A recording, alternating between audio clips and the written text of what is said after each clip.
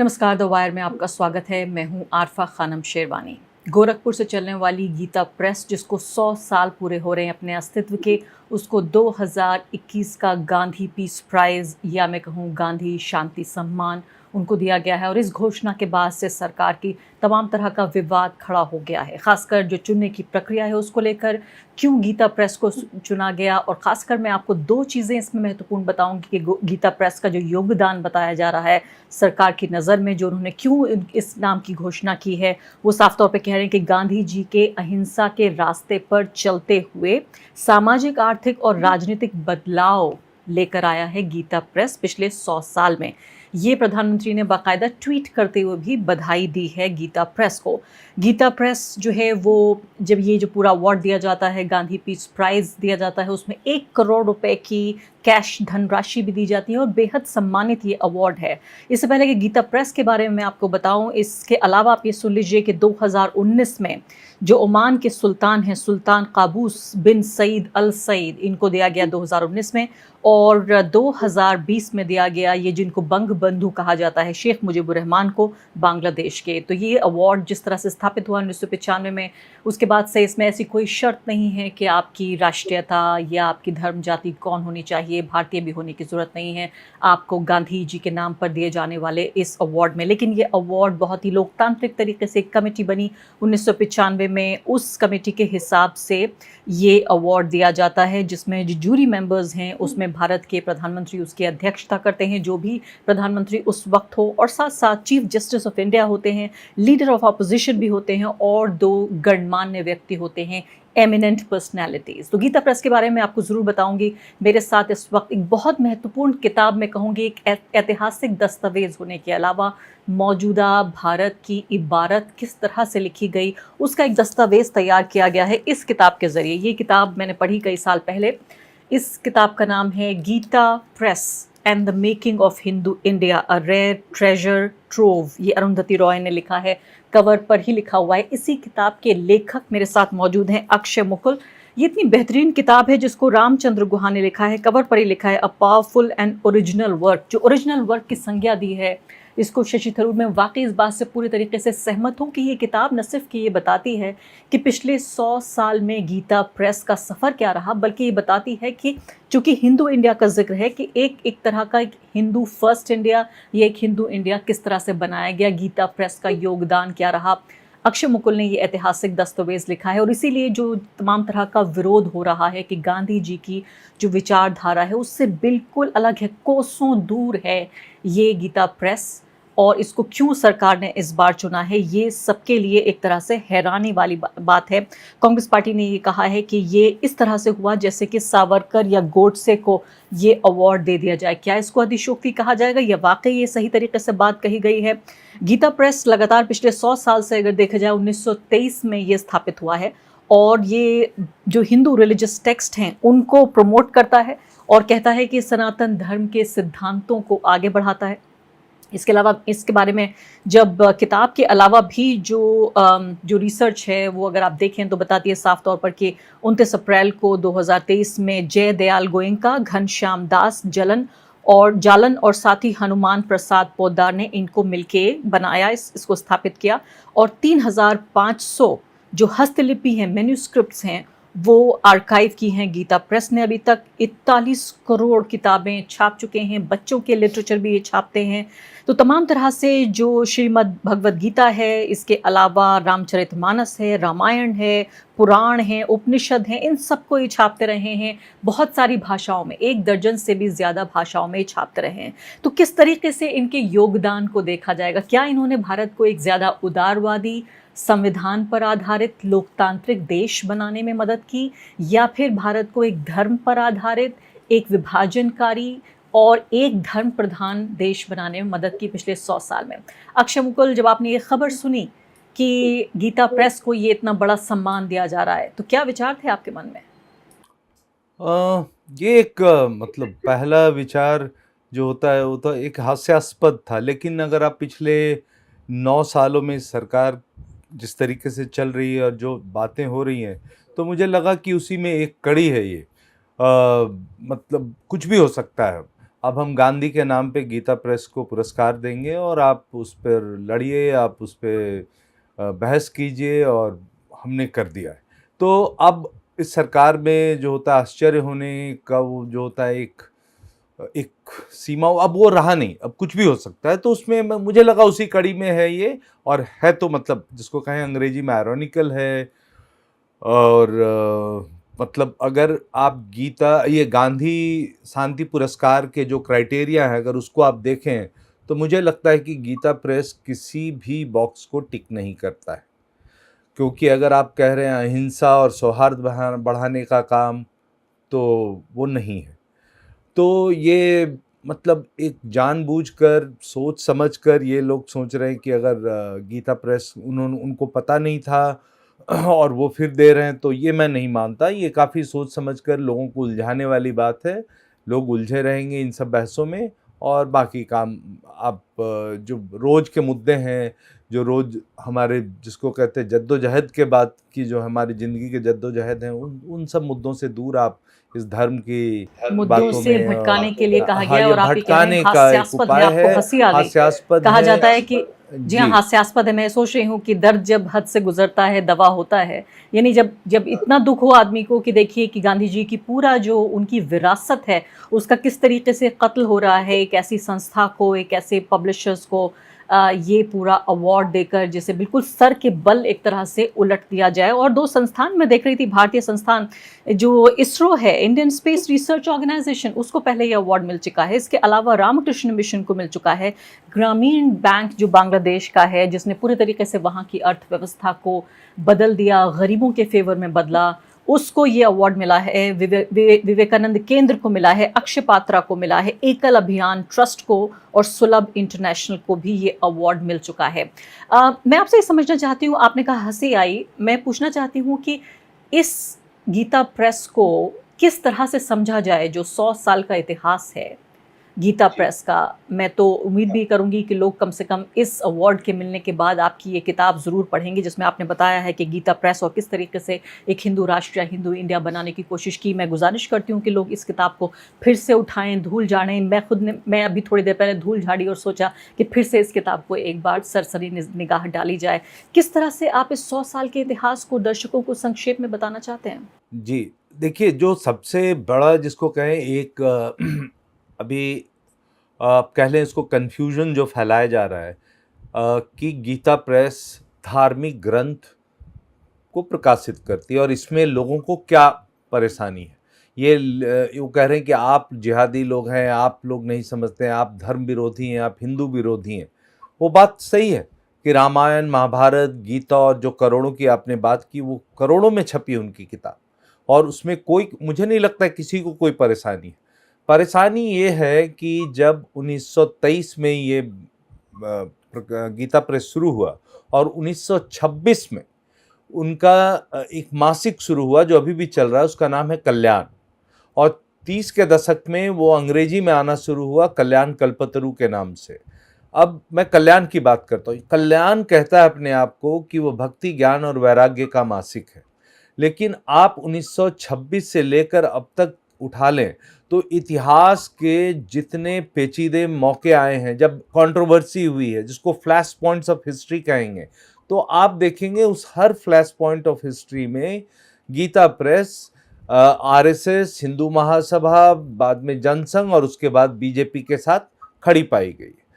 अब रही गांधी की बात, तो गांधी के साथ इनके जो संस्थापक संपादक थे हनुमान प्रसाद पोद्दार, और कमाल के संपादक थे, मैं कहना चाहता हूँ, उनके बहुत अंतरंग रिश्ते थे। वो पहली बार उनसे तब मिले थे जब गांधी साउथ अफ्रीका से आ रहे थे और उनका कलकत्ता में एक बहुत बड़ा नागरिक अभिनंदन हो रहा था, उसमें वो उन दिनों हिंदू महासभा के बड़े यंग वर्कर थे पोद्दार जी, और वहाँ मिले थे। उसके बाद क्या हुआ, जमुना लाल बजाज और उन बाकी लोगों की वजह से, क्योंकि मारवाड़ी थे और बम्बई में व्यवसाय कर रहे थे, और वो व्यवसाय नहीं हो पाए ठीक, क्योंकि उनका मन ज़्यादा धर्म ग्रंथ और इन सब चीज़ों में लगा रहता था पोद्दार जी का। गांधी से मिले वो, और गांधी इनको, जिसको कहते हैं इंस्टेंटली लाइक करना, उनको बहुत पसंद करते थे, और ये कह रखा था कि इसको कभी मत रोका करो मिलने से। और ये अंतरंगता थी इन दोनों में। गांधी के कहने पे आज तक कल्याण विज्ञापन नहीं लेता है, उनके कहने पे आज तक वो कभी पुस्तक की समीक्षा नहीं करता है।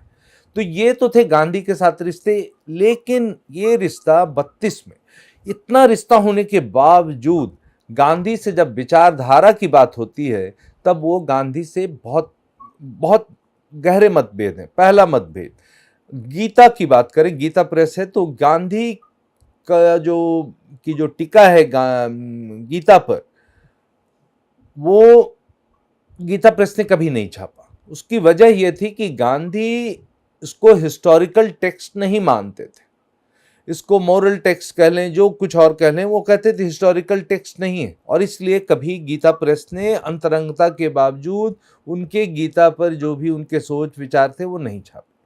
दूसरी बात जो राजनीतिक बात है, और यहाँ पे हमें सोचना पड़ेगा कि ये क्या भक्ति ज्ञान और वैराग्य के मासिक का काम है। वो ये है कि जब 1932 में पूना पैक्ट होता है और एक बहुत बड़ा एक मूवमेंट चल रहा है, मंदिर जिसको कहते हैं टेम्पल एंट्री मूवमेंट, और सहभोजन इंटरडाइनिंग का मूवमेंट चल रहा है। उस मूवमेंट में गांधी की वजह से मंदिर के दरवाजे खुलने लगते हैं और जगह जगह पूरे भारत में आप देखें, किसी इतिहासकार ने बहुत उसका एक लंबा चौड़ा लेखा जोखा दिया है कि किस मंदिर में कैसे गए लोग। कुछ मंदिरों ने बाहर में बक्सा रख दिया कि जो आते हैं धर्मालु वो बताएं कि अंत्यजों माने इनको हरिजनों को, दलितों को प्रवेश करने दिया जाए कि नहीं। और बहुत सारे मंदिर में हाँ कहने वाले ज़्यादा थे, न कहने वाले कम थे। इससे एक बड़ा बवाल खड़ा हो गया और हनुमान प्रसाद पोद्दार ने गांधी को लिखा कि ये आप क्या कर रहे हैं, आपकी वजह से ये मंदिरों के दरवाजे खुल रहे हैं और आपको क्या लगता है मंदिर में आ जाने से कोई उच्च जाति का हो जाएगा? उसके लिए उसको साफ कपड़े पहनने होंगे, उसको जो कहते हैं उसको नॉन वेज जो भी मीट मछली ये सब छोड़ना पड़ेगा, कपड़े ढंग से पहनने। तो और वो सहभोजन पे भी यही बात कहते हैं और वो गांधी को आईना भी दिखाते और कहते हैं कि 20 के दशक में तो आपने खुद ही कहा था कि सहभोजन से किसी की जात नहीं बदल जाती, अब क्या हुआ? और यहीं पे गांधी की महानता जो है वो दिखने को मिलती है। गांधी कहते हैं कि हाँ मैंने कहा था और अब मैं अपने विचार बदल रहा हूं। और गांधी कहते अब मैं ये कह रहा हूं, और वो गांधी को कन्विंस नहीं कर पाते। और गांधी के साथ जो सबसे बड़ा दिक्कत जो गीता प्रेस के लिए था कि गीता प्रेस घोर सनातनी संस्था है। वो चाहती है कि वर्ण व्यवस्था में विश्वास करती है। वो कहती है कि अगर आप नीची जाति में पैदा हुए हैं, अगर आप हरिजन हैं, तो वो आपके पिछले जन्म की भूल है और वो तब ठीक होगा जब आप। अक्षय मुकुल जी, मैं ये पूछ रही हूँ, आप जो जातिवाद का यहाँ पे जिक्र कर रहे हैं, तो जहाँ जब हिंदू टेक्स्ट का बात हो रही है कि जिन तरह की जो हस्तलिपियों की बात हो रही है, तो क्या हम ये कहें कि हिंदू टेक्स्ट के नाम पे ये अपर कास्ट टेक्स्ट की बात कर रहे हैं? ये एक ऐसे जातिगत विभाजन की बात कर रहे हैं समाज में जिसको आप हिंदू इंडिया कह रहे हैं, वो एक जातिवादी इंडिया की भी बात है क्या ये? जी, उसमें थोड़ा एम्बिवेलेंस है। मैं आपको ये बताऊं, देखिए जब ये टेक्स्ट सस्ता छापते हैं, इनके बड़े हाई क्वालिटी प्रोडक्शन होता है इनका, हनुमान चालीसा हो, रामायण हो, गुटका रामायण गुटका छोटे फॉर्म में, सुंदरकांड, वो दुनिया भर के मतलब वो हजारों हजार इसमें, और इनके बहुत मोनोग्राफ्स हैं, वीर बालक, वीर बालिकाएं, आदर्श नारी, आदर्श पुरुष। ये क्या करते हैं कि ये जब रामायण और महाभारत छापते हैं तो वो नहीं कहते कि नीच जाति का आदमी और छोटी जाति का आदमी नहीं पढ़ेगा, उसको हरिजन नहीं पढ़ेगा। तो वहां पर वो एम्बिवेलेंस है, वो तो कोई भी पढ़ सकता है। लेकिन जब मंदिर प्रवेश होगा तब हम मंदिर प्रवेश के खिलाफ हैं, हम हरिजनों को मंदिर में नहीं आने देंगे। तो ये एक एम्बिवेलेंस है। हम हिंदू धर्म को बढ़ा रहे हैं, हम बोलते हैं तुम पढ़ो रामायण लेकिन तुम मंदिर नहीं आओगे। तो ये और ये गांधी इसके सख्त खिलाफ है। और गांधी इनके गले के हड्डी इसलिए भी है कि गांधी खुद कहते हैं मैं सनातन धर्मी हूं। अब इस सनातन धर्मी के साथ क्या करूं जो सनातन धर्मी कहता है कि मंदिर प्रवेश होने दो, सहभोजन होने दो, और बाद में गांधी ऐसी विवाहों में जाने लगते हैं जहां पे कोई दंपति में कोई एक लड़का या लड़की हरिजन हो और वो कहते हैं मैं ऐसी शादी में जाऊंगा, और इससे इनको बहुत नाराजगी है। 46 में एक शादी होती है जिसमें एक दलित पुरोहित शादी करवाता है और उस शादी में काका कालेलकर हैं, विनोबा भावे हैं और गांधी उनको आशीर्वाद देते हैं उस दंपति को। तो ये कहते हैं कि यार ये क्या करें इनका। प्रॉब्लम ये था कि गांधी के इतने फॉलोअर थे जो उनकी बात सुनते थे, उनकी बात को मानते थे, और ये बहुत बड़ा चैलेंज था सनातन धर्म के लिए और गीता प्रेस के लिए। बिल्कुल। और तो अक्षय मुकुल जी, राजनीति का जहां तक सवाल है, अक्षय मुकुल जी, इसके अलावा जी हाँ, मैं जरूर आती हूँ आपकी बात पे, लेकिन मैं ये कह रही हूँ दर्शकों को थोड़ा सिलसिलेवार तरीके से बता देते हैं। बहुत इतने पहलू हैं वाकई इस पूरी बातचीत के, इस किताब के, और इसके अलावा जो पूरा 100 साल का इतिहास है, कि शायद शाम हो जाए ये सब चर्चा करते करते। जब मैं आपकी किताब पढ़ी थी उसमें बड़ी दिलचस्प बात थी कि भारत में वो जातियां जिनके पास पैसा तो था लेकिन उनको कोई सम्मान नहीं था सोसाइटी में, उन्होंने गीता प्रेस में पैसा लगाना शुरू कर दिया और रिलीजियस टेक्स्ट जो है वो छाप के बांटने लगे।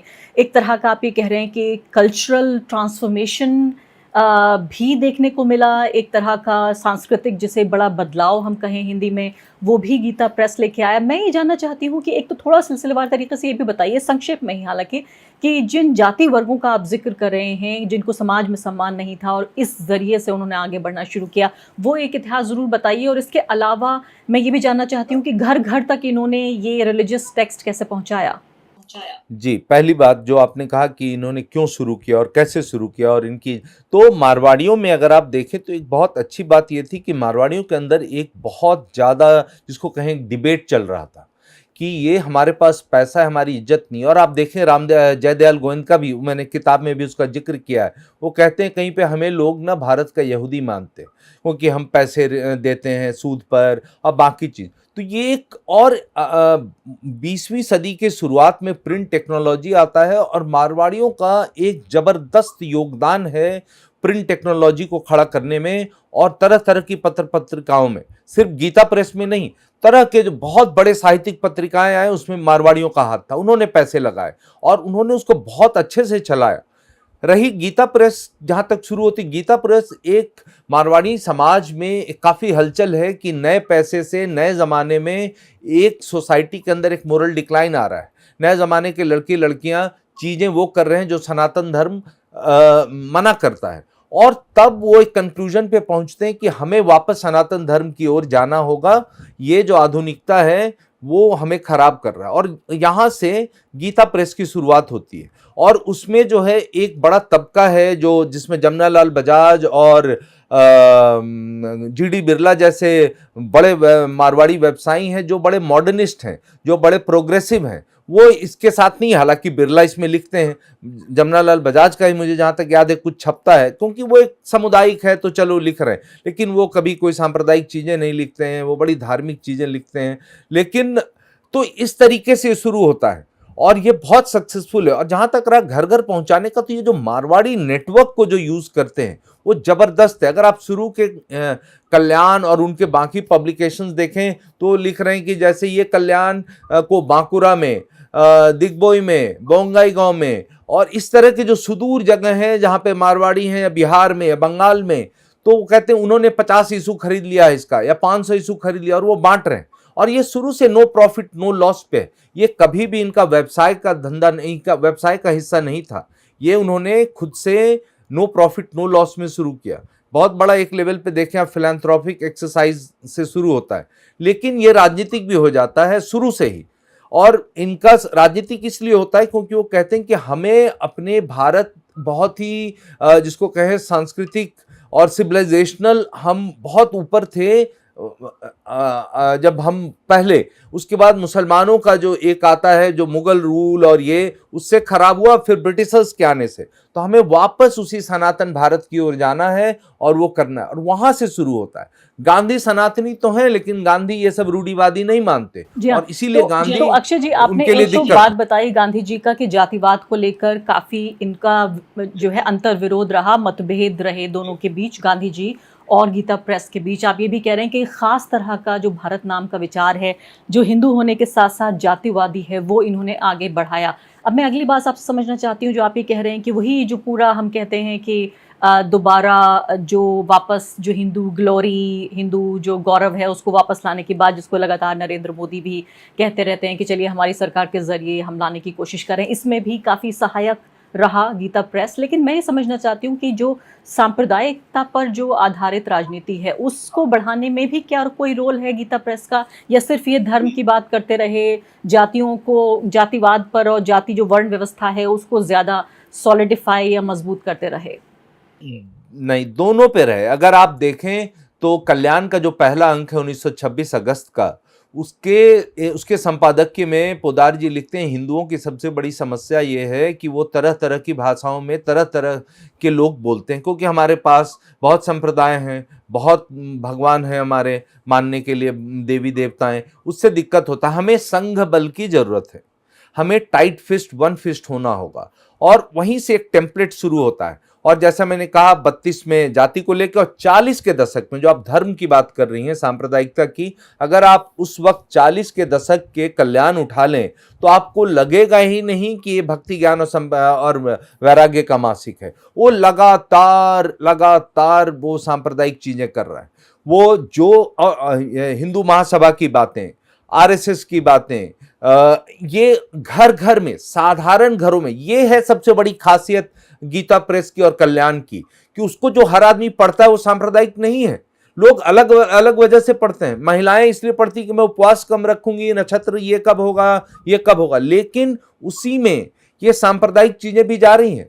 40 के दशक में पूरा यही होता है। कल्याण कभी भी व्यक्ति पूजा में विश्वास नहीं करता, और ये उनको क्रेडिट देना होगा। उन्होंने आज तक कभी पोदार या जयदयाल गोयनका की जीवनी नहीं लिखी, लेकिन एक ही बार इसका एक्सेप्शन हुआ 46 में, जब मदन मोहन मालवीय का देहांत होता है, तो उन्होंने एक मालवीय अंक निकाला कल्याण का। वो बड़ा रेयर और अंक है वो, और वो आपको दिखाएगा कि उसमें कहाँ है भक्ति ज्ञान वैराग्य। वो जो डेस्परेशन है कि अब पाकिस्तान होने ही वाला है और ये कैसी आजादी है, हमें वही और पूछना उसके चाह रही लिए थी पूरा अच्छा मुकुल जी कि पूरा अगर आप आजादी गांधी पे आ जाते हैं, जब 40 के दशक के बाद 47 के आसपास या इसी दौरान 40 जो आजादी का पूरा मूवमेंट चल रहा था, उसी के साथ साथ विभाजनकारी राजनीति भी चल रही थी 1930-35 के और उसके आसपास लिए ही ये सब कुछ उसके शुरू हो लिए गया था। तो ये के लिए वो पूरा गांधी को जिम्मेवार ठहराते। जी, गांधी को, वो विभाजन के लिए गांधी को जिम्मेवार ठहराते हैं। गांधी जो काम कर रहे हैं नोआखली जाने का और कहीं और जो कर रहे हैं, वो गांधी से बहुत नाराज है कि ये गांधी मतलब क्या कर रहे हैं, इन्हीं की वजह से विभाजन हुआ है।